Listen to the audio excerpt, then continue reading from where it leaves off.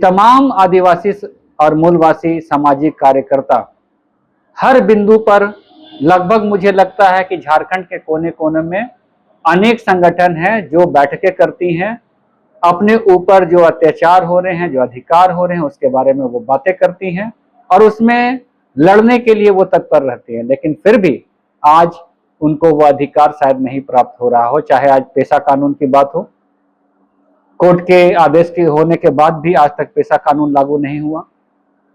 समता judgement की बात हो, जो समता जजमेंट हमें मिली, जो माइनिंग का अधिकार हमें दिया गया, वो भी हमें नहीं मिला। आप 5वीं अनुसूची की बात करें, 5वीं अनुसूची में तमाम अधिकार हैं जो आदिवासियों को मिले हैं, उसके बारे में आज हम बात करें तो वो भी नहीं मिला। आज आरक्षण के मुद्दे पर अगर हम बात करें तो आरक्षण भले ही आप देख रहे हैं कि पन्नों पर और सरकारी दस्तावेज पे दिखाई पड़ता है, लेकिन शायद वो आरक्षण भी अक्षरशः पालन हमारे राज्य में नहीं हुआ। तो तमाम जो हमारा जल जंगल जमीन का अधिकार है, जो भूमि अधिग्रहण अधिनियम है, वन अधिनियम का जो अधिकार है, वन पट्टा का जो अधिकार है, वन संपदा का जो अधिकार है, हमारी भाषा, संस्कृति, जल जंगल जमीन पे जो हमारा अधिकार है, वो कहीं ना कहीं हमें लगता है कि आज के दिन में हमसे छीनता जा रहा है। झारखंड राज्य बने 25 साल हो गया और बनने के बाद कितने सरकार आए और कितने सरकार चले गए। हर लोग आदिवासी विकास का बात करते हैं, लेकिन आज तक आदिवासी का दशा में बदलाव नहीं देखने को मिलता है। क्या कहेंगे आप?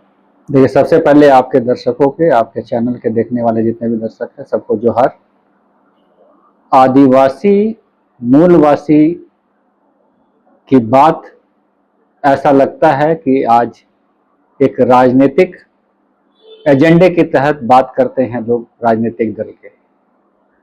क्योंकि वास्तविकता में अगर हम देखें तो 25 साल वास्तव में हो जाएंगे नवंबर को, लेकिन वास्तविकता में उनका किस तरीके का विकास है वो जग जाहिर है। और जितने भी झारखंड के वासी हैं वो इस बात को अच्छे तरीके से जानते हैं कि किस तरीके का विकास उनका हुआ है। अभी के वर्तमान के हालात में अगर आप देखें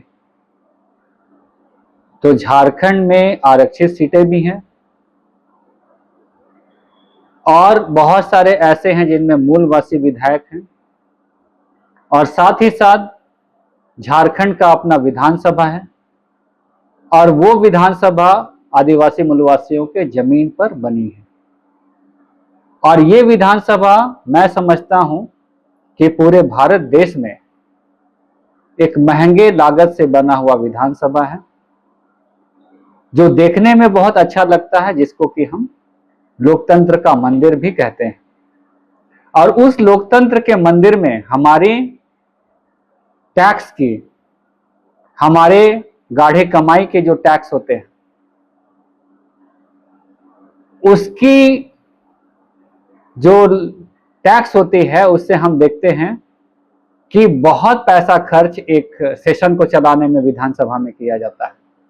और उस विधानसभा में हम देखते हैं कि तमाम राजनीतिक दल के लोग, चाहे पक्ष हो, चाहे विपक्ष के लोग हों, चाहे स्वयं मुख्यमंत्री ही क्यों ना हो, सभी लोग आदिवासी मूलवासी को प्राथमिकता से अपने बातों में रखने का काम करते हैं, उनके हितों को के सवाल पर वो बात करने का काम करते हैं। लेकिन ये खाली बात ही तो नहीं रह जाती, ये आज सोचने का मुद्दा है हम लोग के लिए। क्योंकि आज आप देखिए कि तमाम आदिवासी और मूलवासी सामाजिक कार्यकर्ता हर बिंदु पर लगभग मुझे लगता है कि झारखंड के कोने कोने में अनेक संगठन हैं जो बैठकें करती हैं, अपने ऊपर जो अत्याचार हो रहे हैं, जो अधिकार हो रहे हैं, उसके बारे में वो बातें करती हैं और उसमें लड़ने के लिए वो तत्पर रहती हैं। लेकिन फिर भी आज उनको वो अधिकार शायद नहीं प्राप्त हो रहा हो। चाहे आज पेशा कानून की बात हो, कोर्ट के आदेश के होने के बाद भी आज तक पेशा कानून लागू नहीं हुआ। समता जजमेंट की बात हो, जो समता जजमेंट हमें मिली, जो माइनिंग का अधिकार हमें दिया गया, वो भी हमें नहीं मिला। आप 5वीं अनुसूची की बात करें, 5वीं अनुसूची में तमाम अधिकार हैं जो आदिवासियों को मिले हैं, उसके बारे में आज हम बात करें तो वो भी नहीं मिला। आज आरक्षण के मुद्दे पर अगर हम बात करें तो आरक्षण भले ही आप देख रहे हैं कि पन्नों पर और सरकारी दस्तावेज पे दिखाई पड़ता है, लेकिन शायद वो आरक्षण भी अक्षरशः पालन हमारे राज्य में नहीं हुआ। तो तमाम जो हमारा जल जंगल जमीन का अधिकार है, जो भूमि अधिग्रहण अधिनियम है, वन अधिनियम का जो अधिकार है, वन पट्टा का जो अधिकार है, वन संपदा का जो अधिकार है, हमारी भाषा, संस्कृति, जल जंगल जमीन पे जो हमारा अधिकार है, वो कहीं ना कहीं हमें लगता है कि आज के दिन में हमसे छीनता जा रहा है। हमारे नेता जो चुन के जाते हैं 28 आदिवासी विधायक के रूप में, जो आरक्षित सीट से जीत के जाते हैं, हम तमाम सामाजिक संगठन के लोग धड़ों में बंटकर अलग अलग राजनीतिक दलों को वोट देते हैं, सरकार बनाने का काम करते हैं, लेकिन वो सरकारें जो हैं सरकार में आने के बाद, काबिज होने के बाद शायद उस हित में का ख्याल नहीं रखती है जो हमारे संवैधानिक प्रावधान के रूप में हमें मिले। ये बहुत विडंबना की बात है। मैं तो इस बात को देखता हूं कि छोटे छोटे चीजों के लिए भी आदिवासी मूलवासियों को यहाँ पर बहुत बड़ी लड़ाई लड़नी पड़ रही। आज दिसुम गुरु का जो है हम लोगों ने देखा कि किस प्रकार उनको भारत रत्न देने का आवाज झारखंड के विधानसभा से उठा। ये वाकई एक बोल सकते हैं कि एक बहुत अच्छी पहल है, मिलनी चाहिए। लेकिन आज हमें ये भी समझना चाहिए कि दिसुम गुरु शिबू सोरेन का क्या आकांक्षाएं थी, उनकी सोच क्या थी और वो क्या हासिल करना चाहते थे। वो जल जंगल जमीन के अधिकार के लिए लड़ाई को लड़े, वो अपने महाजनी प्रथा के खिलाफ में लड़ाई लड़े, सूदखोरों के खिलाफ में लड़ाई लड़े, झारखंड की अस्मिता, यहाँ के माटी की अस्मिता के सवाल पर लड़ाई लड़ने का काम किया। हेमंत सोरेन उनके सुपुत्र हैं, आज सरकार में वो मुख्यमंत्री हैं, जेएमएम उनके द्वारा बनाया गया पार्टी है और आज महागठबंधन की सरकार है। और इस महागठबंधन के सरकार में भी आदिवासी, मूलवासी, पिछड़े, दलित और अल्पसंख्यकों की बात मुखरता से माननीय मुख्यमंत्री हेमंत सोरेन विधानसभा में के पटल पर रखने का काम करते हैं। और वो अपने स्टेटमेंट में, अपने वक्तव्यों में बार बार कहते हैं कि आदिवासी, दलित, पिछड़े, अल्पसंख्यक अभी भी उनको विकास की जरूरत है। मैं कहना चाहता हूं कि 28 आदिवासी विधायक जो है, आदिवासी मूलवासी लोग ने 2800 सीटों पर जो है एक सीट को छोड़कर 27 आरक्षित सीट आपको देने का काम किया, एब्सोल्यूट मैंडेट आपको देने का काम किया। आप सरकार में हैं और सरकार में आने के बाद आप अगर यहाँ के जो माननीय न्यायालय हैं उनके आदेशों की भी अवहेलना अगर हमारे झारखंड राज्य में हो रही और सरकार उस आदेशों का पालन और अनुपालन करवाने के लिए भी सक्षम नहीं है, तो आखिर यहाँ की जनता कहां जाए। आज अगर आप देखें दखल दिहानी के मामले, हमारे आदिवासी गरीब बहुत मुश्किल से जो उनके द्वारा सीएनटी की जमीन जो थी उनको गैर आदिवासियों के द्वारा लूट लिया गया, छीन लिया गया, किसी प्रकार से हड़प लिया गया, उसको हासिल करने के लिए उन्होंने लोकतांत्रिक लड़ाई लड़ी, न्यायिक लड़ाई लड़ी और गरीबी में रहते हुए भी किसी प्रकार पैसा का जुगाड़ करते हुए वर्षों तक न्यायालय में लड़ाई लड़ने का काम किया। अपने मुर्गियों को बेच दिया, अपने बकरियों को बेच दिया, अपने गायों को बेच दिया, अपने खेतों को बेच दी और उसके बाद न्यायालय में उनको आदेश उनके पक्ष में मिलता है कि उनकी जमीन वापस होने चाहिए। ऐसे 8000 मामले लगभग झारखंड राज्य में हैं। लेकिन आज तक दखल दिहानी के सवाल पर मुझे नहीं लगता कि कोई जमीन झारखंड राज्य में वापस आदिवासियों को मिल रही है। तो मैं ये चीज पूछना चाहता हूं कि न्यायपालिका इस बात को सुनिश्चित करती है कि किसी भी भारत के नागरिक के साथ कोई अन्याय नहीं हो और न्यायपालिका का आदेश सरकारों पर भी मानने के लिए बाध्य होता है। लेकिन वो कैसा सरकार है जो माननीय न्यायालय के आदेश की भी अवहेलना कर रहा है। तो मुझे तो ये लगता है कि ये कहीं ना कहीं गैर कानूनी सरकार है, क्योंकि ये सरकार को मानने का काम नहीं कर रहा। दूसरी तरफ अगर हम भाजपा की बात करें जो अभी विपक्ष के दल में है, जब सीएनटी की बात होती है, आज नगड़ी का मामला है, आज सिरमटोली का मामला है, आज विस्थापितों के जमीनों का मामला है, आज खनिजों का मामला है, आज वन संपदा का मामला है, सारे मामले आज हैं। आज जो विपक्ष है वो भाजपा इस बात को बोलता है कि आदिवासियों के साथ अन्याय हो रहा है, हम उसके पक्ष में खड़े हैं, हम उसकी लड़ाई में खड़े हैं। ये बात सही है, लेकिन उस दिन आप कहां थे जब आपकी सरकार थी? और उस दिन सीएनटी में आप बहुत बड़ा बदलाव लाकर यहां के आदिवासी, मूलवासियों, दलित और पिछड़ों के जमीन को लूटने का प्रयास कर रहे थे। पूंजीपतियों को देने का एक षड्यंत्र और ताना बाना यहां पर बुन चुके थे। उस समय आपके तमाम विधायक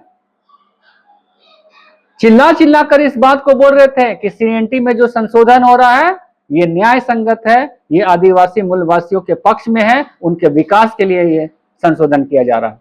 उस दिन आदिवासियों को संघर्ष करना पड़ा था। मुझे अभी तक याद है कि आपके जो तमाम विधायक होते थे, तमाम चैनलों पर डिबेट में जाकर इस बात को बोलते थे कि सीएनटी में उस तरह का अमेंडमेंट होना चाहिए, बदलाव होना चाहिए। और आज आप बोलते हैं उस दिन आदिवासियों को लड़ाई लड़नी पड़ी, मोराबादी मैदान में वो जमा हुए लाखों की संख्या में, और उस दिन खूंटी में अब्राहम मुंडू की जो है मृत्यु हो जाती है उस आंदोलन के दौरान में। तो आदिवासियों को आज भी अपने संवैधानिक अधिकारों को बचाने के लिए शहादत देना पड़ रहा है। लोकतंत्र के इस देश में जब हम ये बोल रहे हैं कि हम आजाद हैं, यहाँ पे लोकतांत्रिक व्यवस्था काबिज है, उस लोकतांत्रिक व्यवस्था में न्यायपालिका, कार्यपालिका, विधायिका के मानने वाले लोग को भी आज अपने अधिकारों जो उनके संविधान में मिले हैं उसको पाने के लिए आज भी उनको शहादत देनी पड़ रही है। इस तरह का लोकतंत्र आज हम देख रहे हैं कि हमारे राज्य में चल रहा है।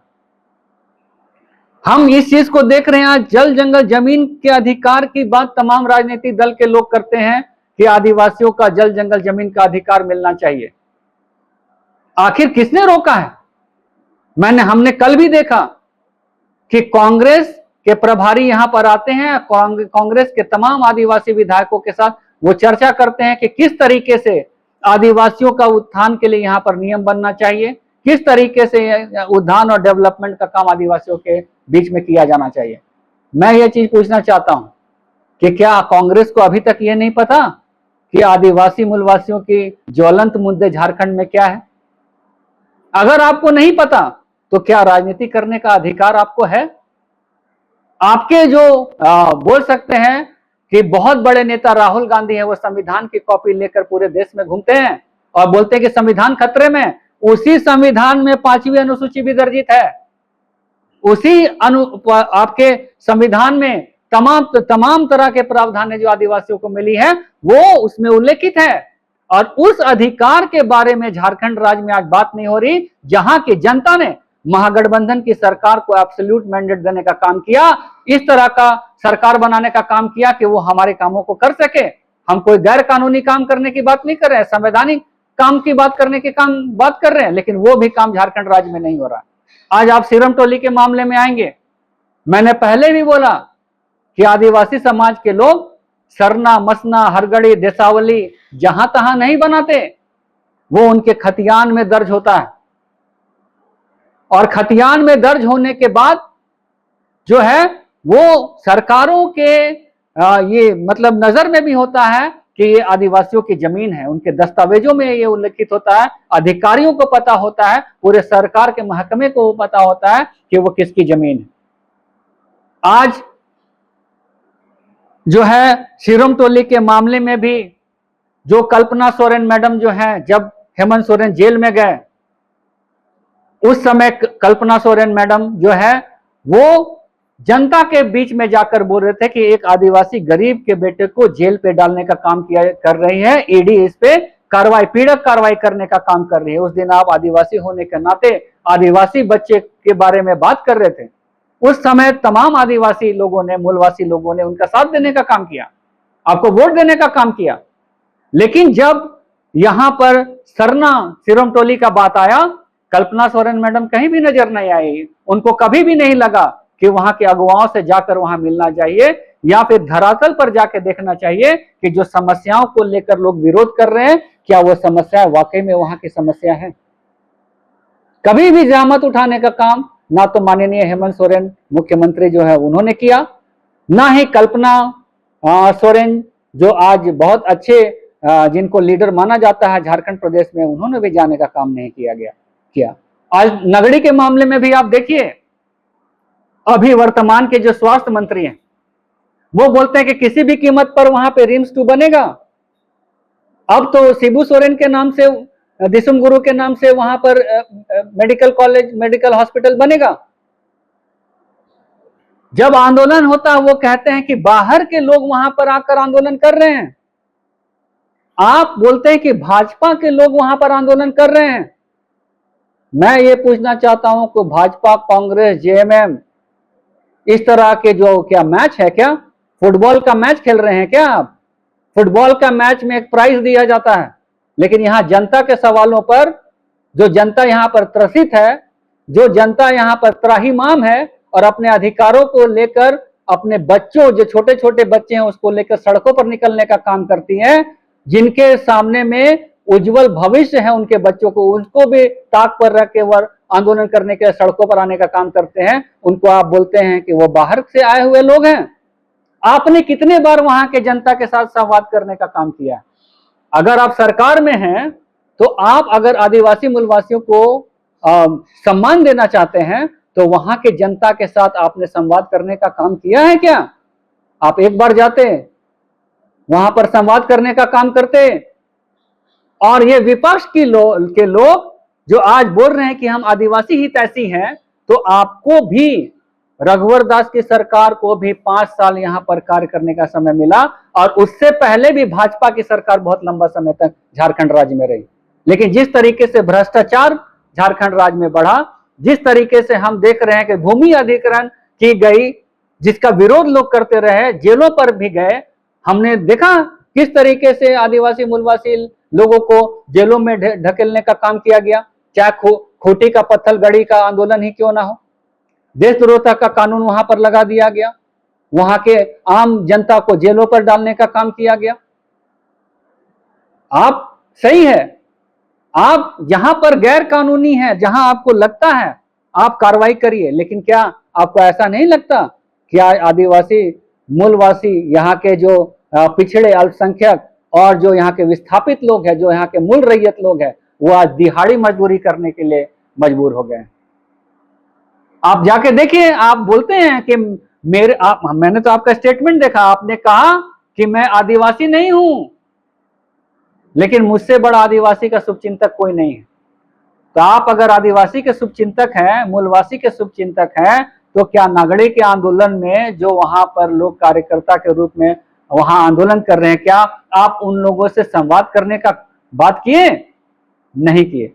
लोकतंत्र में जब लोकतांत्रिक अधिकार मिलते हैं और वो जब राजशाही के जैसा व्यवहार करने लगे, तो वहां पर अराजकता फैलती है। और यही देखने का हमें यहाँ पर मिल रहा है कि तमाम सरकारें अपने जिम्मेवारियों को दूसरे पार्टियों के पाले में फेंक देती हैं और बोलती हैं कि हम उस पार्टी से अच्छे हैं और फलाना पार्टी से अच्छे हैं, लेकिन आदिवासियों की हालत यहाँ पर नहीं सुधर रही। तो हम ये कहना चाहते हैं कि आज 5वीं अनुसूची के सवाल पर, आज भूमि अधिग्रहण अधिनियम के सवाल पर, आज समता जजमेंट के सवाल पर, आज पेशा कानून के सवाल पर, और यहां पर जो पलायन लाखों की संख्या में, उसके सवाल पर जो 500 करोड़ का विधानसभा यहां पर बना, जो हमारी जमीन पर बनी, क्या उस जमीन पर इस बात की चर्चा आप लोग उस तरीके से करते हैं? क्या प्रायोरिटी लेवल पर ये जो मामले हैं, आपके प्रायोरिटी लेवल पर ये मामले आप संज्ञान में लेने का काम कर रहे हैं? इसके लिए कोई नीति बनाने का काम कर रहे हैं कि किस प्रकार विस्थापन को यहां पर रोका जाए? उसके लिए क्या बजट एलोकेशन आपने किया है? तो ये सारे चीजें हैं। अब झारखंड की जनता इन सारे चीजों से ऊपर उठकर, धर्म, संप्रदाय, भाषा से ऊपर उठकर झारखंडियत के सवाल पर यहां पर लड़ाई लड़ेगी और अपने जो अधिकार है उसके लड़ाई लड़ने के लिए यहां पर बाध्य हो गई। और यही सारी चीजें हैं कि अब जो है हम ये कहना चाहते हैं कि एक छोटा बच्चा भी जब किसी स्कूल में पढ़ता है तो उसकी मूल्यांकन होती है। हम लोगों ने सरकारों को, इससे पूर्व में भाजपा की सरकार और विगत 6 सालों से महागठबंधन की सरकार को मैंडेट देने का काम किया कि आप झारखंड के लिए विकास करने का काम करिए। आदिवासी विधायक को यहाँ पर रिजर्वेशन मिली है कि आप जो है सामाजिक तौर पर उत्थान के लिए यहाँ पर काम कर सके। अब आदिवासी समाज के लोग इस बात को सोच रहे हैं कि एक सामाजिक तौर पर सालाना वार्षिक मूल्यांकन हो तमाम आदिवासी, क्योंकि हर पार्टियां आदिवासियों की बात करती है, मूलवासियों की बात करती है, झारखंडियत के सवाल पर बात करती है। तो क्योंकि हर पार्टी इस बात को बोलती है कि आदिवासियों का राज्य है, तो सबसे पहले आदिवासी मुख्यमंत्रियों का आदिवासी जो हमारे चुने हुए विधायक हैं आरक्षित सीट से, उनका मूल्यांकन करने का काम समाज के लोग वार्षिक तौर पर करेंगे कि क्या जिन विधायकों को हम लोग ने जिस अधिकार की लड़ाई को लड़ने के लिए सदन में भेजने का काम किया, जिस अधिकार की बात करने के लिए सदन में भेजा, क्या वाकई में वो हमारे बातों को, हमारे संविधान के अधिकार के जो बातें हैं उसको सदन में रखने का काम कर रहे हैं। अब कोई यहाँ भाजपा, कांग्रेस, जेएमएम और राजद नहीं होगा। यहाँ बात होगी यहाँ जल जंगल जमीन की, यहाँ की भाषा, यहाँ की माइनिंग, यहाँ के अधिकारों के बारे में बात होगा, यहाँ के मूल रैयतों के बारे में यहाँ बात होगा, यहाँ के झारखंडियों के बारे में बात होगा। और झारखंड सरकार को, चाहे कोई भी झारखंड में रहे, या भाजपा की सरकार रहे या महागठबंधन की सरकार रहे, सभी सरकारों को ये मजबूर होना पड़ेगा कि झारखंड के सवाल पर यहाँ नीतिगत फैसले लिए जाए, नीति बनाया जाए, ताकि यहाँ के लोगों का पलायन नहीं हो। आज हमारी पहचान एक दिहाड़ी मजदूरी के रूप में हो गई। अगर मजदूरों की अगर हम बोले बात हो तो हमारा राज्य भी अव्वल दर्जे पर खड़ा होता है। और इसी राज्य में मुख्यमंत्री बोलते हैं कि अगर कोयला देना हम बंद कर देंगे तो पूरे भारतवर्ष की बिजली बंद हो जाएगी, गुल हो जाएगी। तो जो बिजली यहाँ पर उत्पादन हो रहा है, जो हमारे कोयले से हो रहा है, उसको लेकर मुख्यमंत्री इस बात को तो बोलते हैं, लेकिन क्या जनता के जमीन पर जो ये कोयला मिल रहा है उसकी जो हालात है, जो उसकी गरीबी है, उसकी जो लाचारी है, उसके जो पलायन है, उसकी जो अशिक्षा है, उसकी जो बेरोजगारी है, उसको लेकर क्या नीति यहाँ झारखंड राज्य में बन रही है? अगर ये नीति नहीं बनी, इसका जिम्मेवार कौन है? और सभी सामाजिक कार्यकर्ताओं को भी ये चीज समझना होगा कि चुनाव के समय हम अलग अलग पाले बदलकर तमाम राजनीतिक दलों को वोट दिलाने का काम करते हैं, लेकिन क्या वो नेता जो पद पर जाते हैं विधायक के रूप में, मंत्री के पद पर, क्या वो हमारी बातों को सरकार के रूप में आने के बाद हमारी बातों को प्रायोरिटी लेवल पर प्राथमिकता देने का काम करते हैं? क्या उसकी आवाज को उठाने का काम करते हैं? तो अब कोई पार्टी नहीं होगा, अब माटी की बात होनी चाहिए और सारे सामाजिक संगठन के लोगों को एक छतरी के नीचे आकर यहाँ तक उत्थान के बारे में बात करना चाहिए, यहाँ के नीतिगत फैसले लिए जाने के बारे में बात करना चाहिए कि अगर जो है न्यायालयों के द्वारा दखल दिहानी का मामला मिला, आज आप देखिए सादा पट्टा का जमीन पूरे रांची शहर, तमाम जो शहरी क्षेत्र है और आज गांव के क्षेत्र में भी आप देखेंगे तो सादा पट्टा पर जमीन बिक्री हो रही है। न खाता न वही, जो हम गैर कानूनी काम कर दे वही सही, और यही झारखंड राज्य में सही हो रहा है। गैर कानूनी काम भी सही हो रहा है। तो क्या ये झारखंड सरकार के संज्ञान में नहीं है? क्या यहाँ जो भू राजस्व मंत्रालय है उसके संज्ञान में नहीं है? क्या मंत्रियों के संज्ञान में नहीं है? अगर मंत्रियों के संज्ञान में नहीं है, अगर मुख्यमंत्री के संज्ञान में नहीं है, अगर यहाँ के अधिकारियों के संज्ञान में नहीं है, तो ऐसे तमाम लोगों को इस्तीफा देकर अपने पदों से दूसरे व्यक्तियों के लिए पद को मुक्त कर दिया जाना चाहिए, ताकि इन सारे बिंदुओं पर काम किया जा सके।